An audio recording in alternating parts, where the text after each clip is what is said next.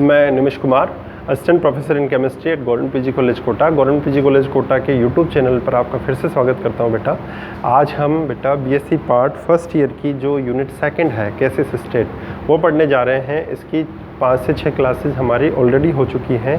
जिन बच्चों ने बेटा शुरू से आज वो हमसे जुड़े हैं वो उनसे एक विशेष निवेदन ये है कि वो जाकर गवर्नमेंट कॉलेज कोटा के यूट्यूब चैनल पर जाकर बीएससी पार्ट फर्स्ट केमिस्ट्री के नाम से एक प्लेलिस्ट बनी हुई है, उसमें जाकर बेटा जो मेरे पुराने वीडियो हैं गैसेस स्टेट से रिलेटेड उनको ज़रूर देखें। तभी आप इस जो मैं अभी पढ़ाने जा रहा हूं उसके साथ आप कॉपअप हो पाएंगे, उसके साथ आप उसको समझ पाएंगे। ठीक है बेटा।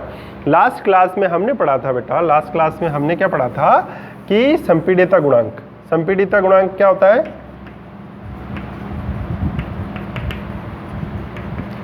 जेड के बारे में पढ़ा था। तो जो आदर्श गैसों के लिए क्या होता है बेटा? 1। जो आदर्श गैसों के लिए 1 के बराबर होता है और रियल गैसों के लिए ये 1 के बराबर नहीं होता है। और मैं यहाँ पर लिख दूँ जेड बराबर PV/nRT होता है। ठीक है।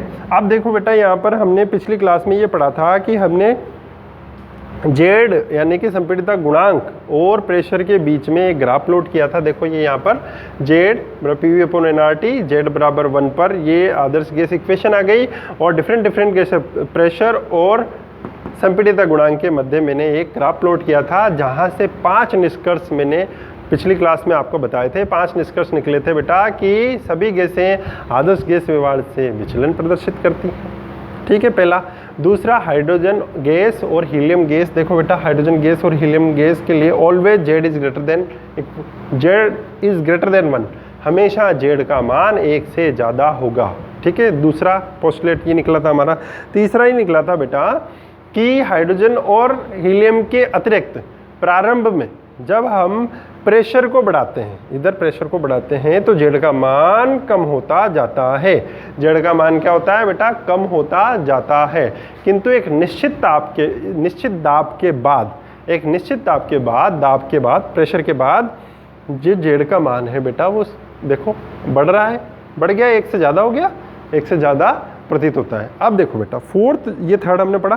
फोर्थ जो है वो ये है कि जेड इज लेस देन 1, यानी कि यहाँ पर देखो जेड इज लेस देन 1 पर आदर्श व्यवहार से गैसें ज़्यादा विचलन, नेगेटिव विचलन प्रदर्शित करती है। देखो ये यहाँ पर पॉजिटिव था, यहाँ से नेगेटिव की तरफ, नीचे की तरफ विचलन प्रदर्शित करती है। जिससे क्या निष्कर्ष निकलता था बेटा कि जिससे क्या निष्कर्ष निकला था हमारे पास कि उसका संपीड़ितता गुणांक ज़्यादा था। उसका संपीड़ितता गुणांक क्या था बेटा?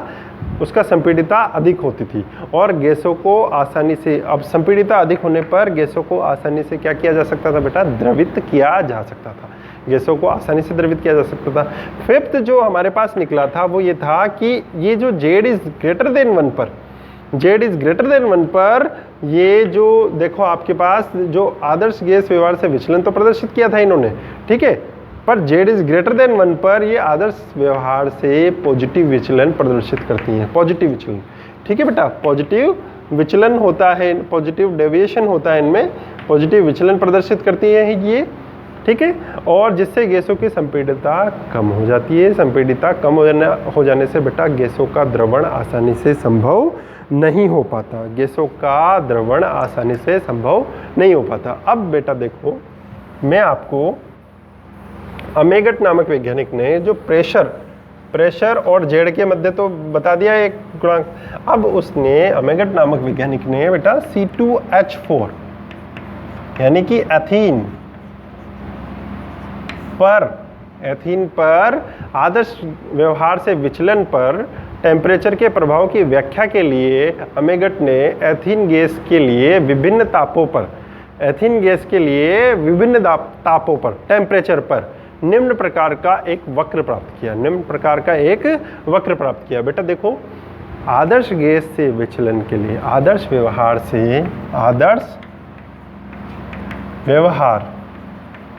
से विचलन, ठीक है, आदर्श व्यवहार से विचलन पर टेम्परेचर का क्या इफेक्ट होगा? टेम्परेचर का प्रभाव की व्याख्या क्या होगी? टेम्परेचर की व्याख्या के लिए अमेगट नामक वैज्ञानिक ने अमेगट C2H4 बेटा गैस के लिए विभिन्न ताप डिफरेंट टेम्परेचर पर एक वक्र प्राप्त किया, डिफरेंट टेम्परेचर पर एक वक्र प्राप्त किया बेटा, ठीक है। अब वो वक्र हम बनाते हैं, ठीक है। यानी आदर्श गैस व्यवहार से विचलन पर टेम्परेचर की व्याख्या करने जा रहे हैं बेटा हम, आदर्श गैस व्यवहार से विचलन पर टेम्परेचर की व्याख्या। और वो किसने सिखाई, किसने बताई हमको? अमेगट नामक वैज्ञानिक ने। और उसने किस गैस को लिया? C2H4। किस गैस को लिया बेटा उसने? आप देखो Z बराबर ये 1 हो गया, Z बराबर PV/nRT। और इधर आपके क्या ले लो आप, इधर आपके क्या ले लो बेटा आप, सॉरी इधर आप टेम्परेचर लीजिए, क्योंकि टेम्परेचर की व्याख्या कर रहे हैं हम, टेम्परेचर लीजिए, ठीक है। इधर क्या ले लिया हमने? टेम्परेचर ले लिया बेटा, है ना? समझ में आ रहा है बात?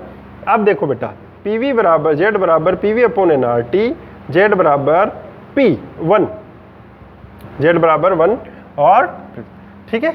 अब देखो बेटा यहाँ पर जो ये वाला ग्राफ प्लॉट हुआ, ये वाला ग्राफ कब प्लॉट हुआ बेटा? ये 100 केल्विन। ये कब आया बेटा? ये कब आया बेटा? ये 100 केल्विन पर आया। देखो बेटा अच्छे से, ये कब आया? ये 100 केल्विन पर आया हमारे पास। ये कब आया बेटा? 100 केल्विन पर हमारे पास आया है, ठीक है। ये 100 केल्विन पर हमारे पास आया है। अब देखो बेटा ये 100, यहाँ पर सॉरी एक चीज़ गलती हो गई, हम Z और P पर ही प्रेशर पर ही प्लॉट करेंगे ग्राफ, ठीक है।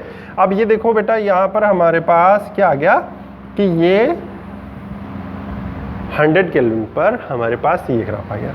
अब देखो बेटा दूसरा भी आ जाएगा हमारे पास 400 केल्विन पर, 400 केल्विन पर ये आ गया हमारे पास, 400 केल्विन पर ये आ गया। और एक और आ जाएगा हमारे पास 600 केल्विन पर, ठीक है। 600 केल्विन पर हमारे पास एक और आ जाएगा। और अब ये देखो बेटा ये एक ग्राफ में प्लॉट कर रहा हूँ आपके, यहाँ पर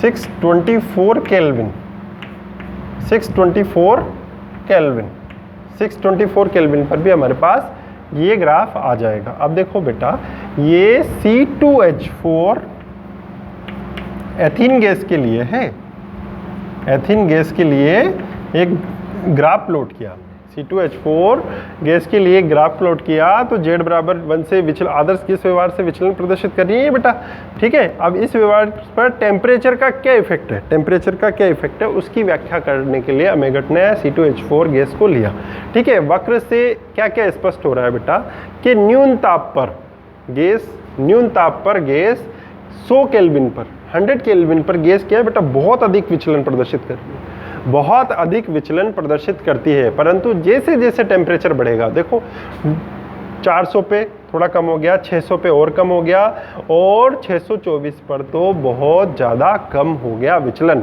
ठीक है बेटा। यानी कि न्यून ताप पर गैसें क्या कर रही है बेटा? न्यून ताप पर, ये देखो यहाँ पे केल्विन T बराबर हमारे पास क्या है बेटा? T बराबर 100 केल्विन है। तो न्यून ताप पर हमारे पास जो 100 केल्विन है, यहाँ पर क्या हो गया? अधिक विचलन।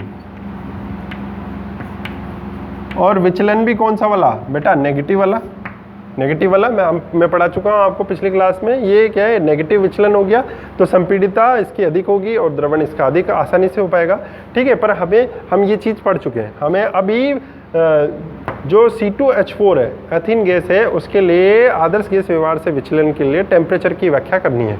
अब देखो 100 केल्विन पर बहुत ज़्यादा विचलन है ना, 100 केल्विन पर बेटा बहुत ज़्यादा विचलन ये प्रदर्शित कर रही है। परंतु जैसे जैसे हम टेम्परेचर बढ़ा रहे हैं, जैसे जैसे हम टेम्परेचर बढ़ा रहे हैं, यानी कि उच्च ताप पर लगभग यह उच्च ताप पर लगभग देखो Z बराबर 1 के बेटा ये पास आ गया, Z बराबर 1 के लगभग ये पास आ गया, ठीक है। तो ये लगभग ये Z बराबर 1 पर बेटा ये क्या हो रही है, ठीक है, 624 केल्विन पर, यानी कि टेम्परेचर को जैसे हमने बढ़ाया तो ये आदर्श गैस, आदर्श व्यवहार प्रदर्शित करने लगती है। Z बराबर 1 पर तो प्योर आदर्श व्यवहार प्रदर्शित करती है, पर Z बराबर थोड़ा सा कम पर जैसे जैसे हमने टेम्परेचर बढ़ाया, चाहे टेम्परेचर कितना किया 624 केल्विन करने पर जो C2H4 है, एथीन गैस है, वो लगभग आदर्श गैस व्यवहार प्रदर्शित करने लग जाती है, वो आदर्श व्यवहार प्रदर्शित करने लग जाती है। ठीक है, आदर्श व्यवहार प्रदर्शित करने लग जाती है। अब बेटा ये चीज़ें क्यों हमारे सामने आई? ये चीज़ें भाई हमें तो ये पता था कि या तो Z बराबर 1 होना चाहिए तो आदर्श गैस हो जाएगा, पर टेम्परेचर का इफेक्ट इतना ज़्यादा कैसे हुआ उसको समझने के लिए हम बेटा एक चीज़ को समझेंगे। अब किसको समझेंगे? बॉयल ताप, है ना, वो आदर्श गैस व्यवहार को बॉयल ताप से दिखाएंगे हम। बॉयल ताप, बॉयल टेम्परेचर, TB।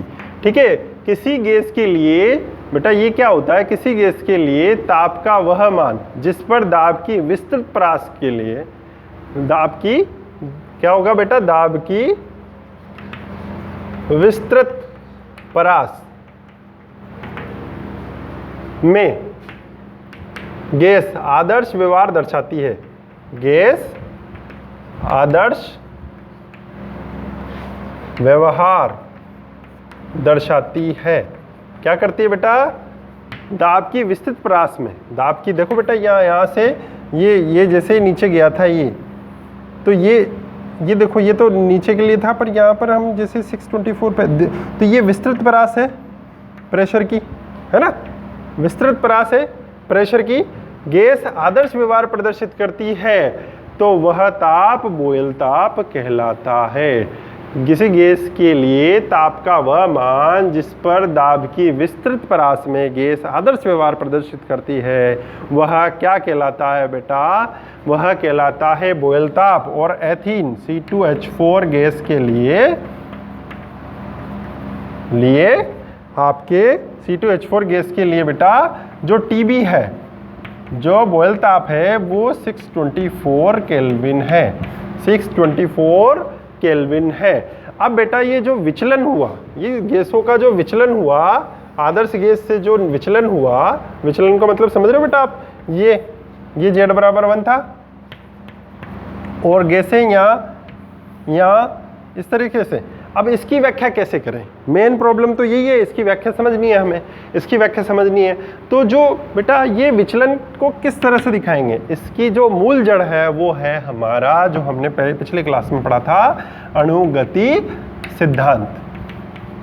9 पोस्टुलेट्स पढ़े थे बेटा इसके, अणुगति सिद्धांत के हमने 9 पोस्टुलेट्स पढ़े थे हमने, 9 इसके वो पढ़े थे बेटा सिद्धांत, 9 पॉइंट पढ़े थे इस अणुगति सिद्धांत के, कि अणुगति सिद्धांत की त्रुटिपूर्ण अवधारणा है, यानी अणुगति सिद्धांत में कहीं ना कहीं खामी। वो क्या कहता है बेटा? जो अणुगति सिद्धांत गैसों के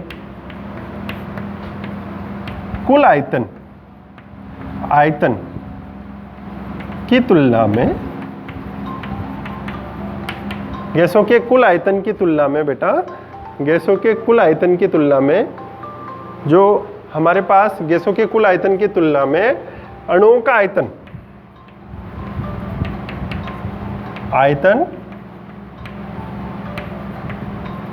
नगण्य होता है।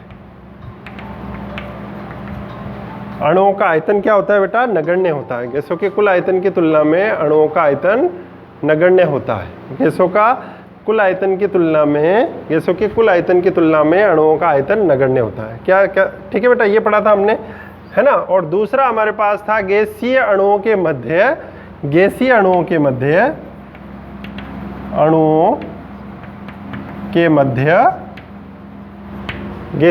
मध्य किसी प्रकार का आकर्षण बल नहीं होता है। जो वो डेविएशन आया बेटा, वो इन दोनों को पढ़ा था ना हमने, यानी कि गैसों के कुल आयतन की तुलना में अणुओं का आयतन नगण्य होता है और गैसीय अणुओं के मध्य किसी प्रकार का आकर्षण बल नहीं होता। इसकी वजह से वो डेविएशन, वो नेगेटिव डेविएशन, पॉजिटिव डेविएशन जो शो कर रही हैं, वो इस तरह से करती हैं, वो इस तरह से। अब देखो बेटा, ये जो है, ये दोनों बातें, ये दोनों बातें कब सच हैं? ये दोनों बातें कब सच हैं? जब टेम्परेचर ज़्यादा हो, प्रेशर कम हो, वॉल्यूम ज़्यादा हो। जब ये होंगी, जब टेम्परेचर ज़्यादा होगा बेटा उच्च दाब होगा, उच्च ताप होगा, न्यून दाब होगा और वॉल्यूम भी ज़्यादा होगा, तो उस पर तो बेटा ये दोनों बातें, ये अणुगति सिद्धांत ही ये दोनों बातें, गैसों के कुल आयतन की तुलना में अणुओं का आयतन नगण्य होता है तथा गैसीय अणुओं के मध्य किसी प्रकार का आकर्षण बल नहीं होता है, ये दोनों बातें सत्य हो जाती हैं जब बेटा टेम्परेचर ज़्यादा होगा, प्रेशर कम होगा। टेम्परेचर ज़्यादा होगा और प्रेशर कम होगा, तब तो ये दोनों बातें सही हैं, ठीक है बेटा।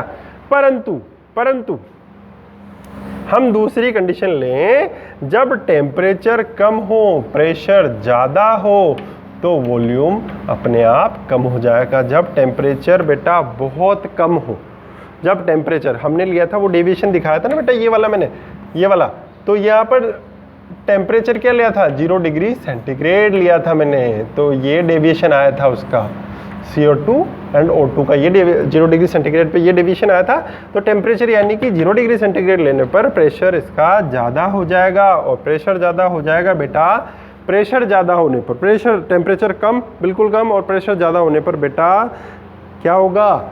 गैसों के कुल आयतन की तुलना में अणुओं का आयतन नगण्य हो जाएगा। होगा क्या? नहीं होगा, क्योंकि बेटा टेम्परेचर कम और प्रेशर ज़्यादा होगा तो गैसों के आयतन भी कम हो जाएगा, गैसों का कुल आयतन भी कम हो जाएगा। अब उस कुल आयतन कम होने से बेटा अणुओं का आयतन नगण्य नहीं होगा, ठीक है बेटा। यानी कि आयतन बेटा जो ये मान लीजिए ये था प्रारंभ में, अब मैंने प्रेशर को बढ़ा दिया, यहाँ प्रेशर कम है, ठीक है, अब मैंने प्रेशर को बढ़ा दिया तो ये इस तरीके से आ जाएगा, प्रेशर को मैंने बढ़ा दिया तो ये गैसीय पदार्थ है, इसको मैं कंप्रेस करूंगा प्रेशर बढ़ा के, तो ये इतने से में आ जाएगा।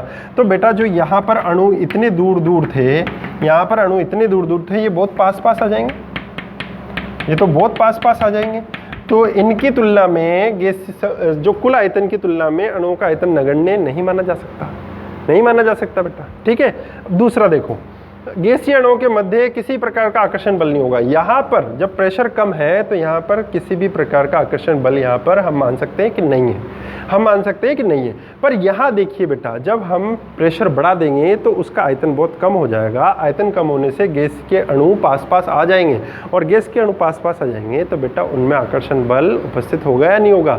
उनमें आकर्षण बल भी उपस्थित होगा, ठीक है बेटा, उनमें आकर्षण बल भी उपस्थित होगा, है ना। तो इस तरीके से हम बेटा जो गैसों के कुल आयतन की तुलना में अणुओं के आयतन को नगण्य नहीं मान सकते। अणुगति सिद्धांत जो कहता है बेटा वो हमेशा सही नहीं है, अणुगति सिद्धांत जो कहता है हमेशा सही है। उनको अतः दोनों धारणाओं बेटा ये देखो बेटा, देखो कि टेम्परेचर कम, प्रेशर ज़्यादा, वॉल्यूम कम, तो ये दोनों अवधारणाएं बेटा ये भी गैसों के कुल आयतन की तुलना में अणुओं का आयतन नगण्य हो जाएगी, ये भी गलत हो जाएगी। और गैसीय अणुओं के मध्य किसी प्रकार का आकर्षण बल नहीं होगा, ये भी गलत हो जाएगी। देखो मैंने आपको यहाँ पर एक एग्जांपल लेके सिखाया था कि प्रेशर कम है तो अणुओं के दूर दूर हैं, तो अणुओं जो गैस का कुल आयतन है वो ज़्यादा है अणुओं के आयतन की तुलना में, इसका इतना सा है, गैस का पूरा हो जाएगा। पर जैसे ही प्रेशर को बढ़ाएंगे तो अणु पास पास आ जाएंगे और गैस का आयतन कम हो जाएगा, तो अणुओं का जो आयतन है बेटा उसको कम हम नहीं मान सकते हैं, ठीक है बेटा। इस तरीके से मैं आशा करता हूं कि आपको जो C2H4 का एक वक्र खींचा था मैंने, ठीक है, C2H4 का एक वक्र खींचा था जिससे हमने बोयल्स टेम्परेचर C2H4 एथीन के लिए 624 केल्विन हमारे पास एक टेम्परेचर आया था, जिस पर यह C2H4 गैस क्या करती है, आदर्श गैस की तरह व्यवहार प्रदर्शित करती है, ठीक है। और ये आदर्श गैस से विचलन क्यों प्रदर्शित किया, इसकी त्रुटि, इसका कारण हमने ढूंढा अणुगति सिद्धांत में। अणुगति सिद्धांत क्या कहता है कि गैसों के कुल आयतन की तुलना में जो गैस में उपस्थित अणुओं का आयतन नगण्य माना था, और दूसरा जो उनके मध्य आकर्षण बल भी नगण्य माना था। तो जो बेटा ध्यान दें, जब ये बात सही है, गैसों का अणुगति सिद्धांत बिल्कुल सही है जबकि टेम्परेचर ज़्यादा हो, प्रेशर कम हो, वॉल्यूम ज़्यादा हो, पर ये बात गलत हो जाती है जबकि टेम्परेचर कम हो, प्रेशर ज़्यादा हो, तो उससे वॉल्यूम अपने आप ही कम हो जाएगा। Thank you so much.